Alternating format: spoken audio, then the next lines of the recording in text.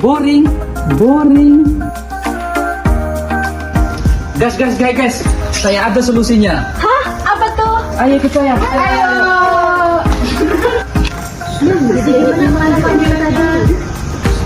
Nanti di tanggal 24 November 2025 kita akan berkunjung di Perpustakaan Institut Teknologi 10 November Surabaya.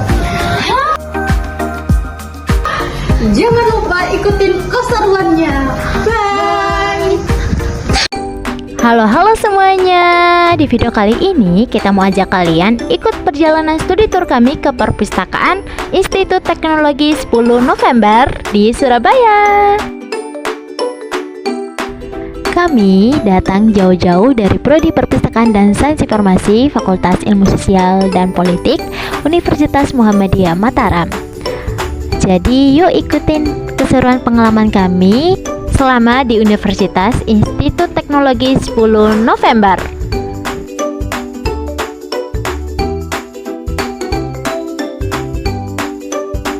Sekarang kami berada di UPT Perpustakaan Institut Teknologi 10 November dalam rangka studi tour kunjungan perpustakaan oleh mahasiswa program studi perpustakaan dan sains informasi Fakultas Ilmu Sosial dan Politik Universitas Muhammadiyah Mataram.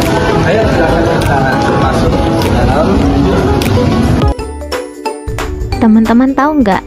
Perpustakaan ITS ini adalah pusat belajar yang menjadi andalan mahasiswa ITS loh. Karena koleksinya yang lengkap banget, mulai dari buku teks, jurnal, skripsi, tesis, disertasi, sampai e-book dan e-jurnal juga ada loh. Di website resminya sendiri, Perpustakaan ITS menyebut dirinya sebagai Learning Resource Center, tempat yang bukan cuma buat pinjam buku, tapi juga buat belajar, diskusi, riset, dan cari referensi digital dari mana saja. Sayangnya pas kami datang kemarin, perpustakaan lagi nggak terlalu ramai loh teman-teman. Katanya sih lagi ada beberapa bagian yang sedang diperbaiki. Tapi justru karena sepi, kami bisa jalan lebih leluasa dan melihat fasilitas satu persatu yang ada di Perpustakaan ITS. Mulai dari ruang baca, rak koleksi, area komputer, sampai spot duduk santai buat mahasiswa, semuanya rapi, bersih, dan cukup nyaman. Kami juga sempat menyerahkan plakat tanda terima kasih ke pihak perpustakaan karena sudah berkenan menerima kami sebagai tamu dari luar kota.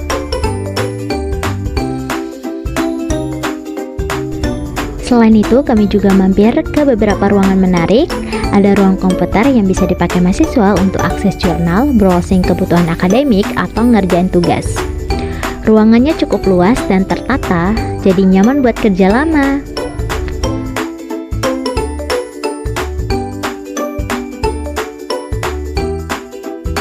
Selama observasi di Perpustakaan ITS, kami mendokumentasikan beberapa layanan utama yang sempat kami lihat secara langsung. Walaupun kondisi perpustakaan saat itu tidak terlalu ramai karena masih dalam proses perbaikan, tetapi pengalaman observasi tetap berjalan sangat lengkap dan informatif.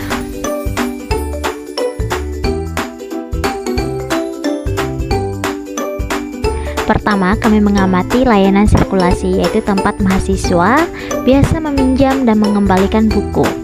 Di sini, pustakawan menjelaskan bagaimana proses peminjaman dilakukan dengan cepat menggunakan sistem otomasi perpustakaan yang sudah terintegrasi. Mahasiswa cukup membawa kartu identitas dan seluruh transaksi tercatat otomatis di sistem.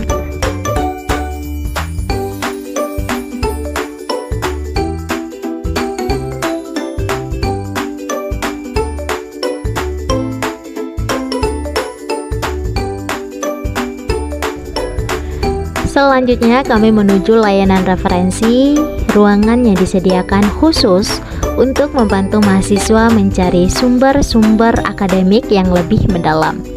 Di sini, pustakawan biasanya membantu mencarikan jurnal, e-book, database ilmiah, dan bahan literatur yang tidak tersedia di rak umum. Walaupun perpustakaan sedang dalam perbaikan, namun fasilitas referensi tetap bisa diakses secara digital.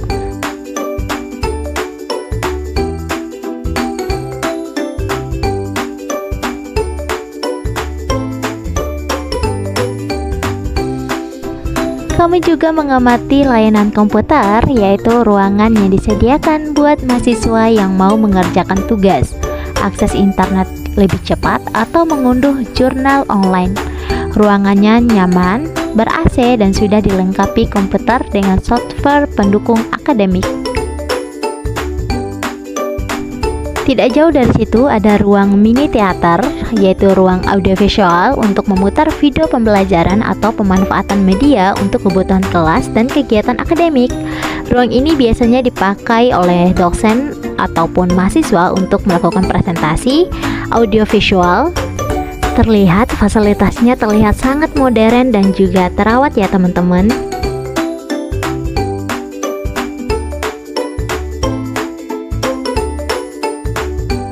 Kemudian kami juga sempat mampir di ruangan museum mini loh teman-teman.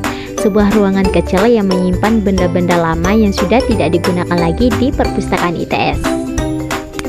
Ada mesin ketik lama dan juga ada perangkat komputer dari generasi awal hingga beberapa dokumen penting lainnya.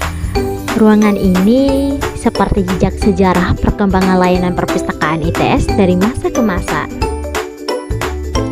Nah, ini bagian paling menarik dari kunjungan kami teman-teman. Kami diajak langsung ke bagian pengadaan dan pengolahan koleksi. Di sana, pustakawan memperlihatkan cara kerja mereka memakai sistem English Lite, mulai dari input data, klasifikasi, hingga proses setting buku sebelum masuk ke rak.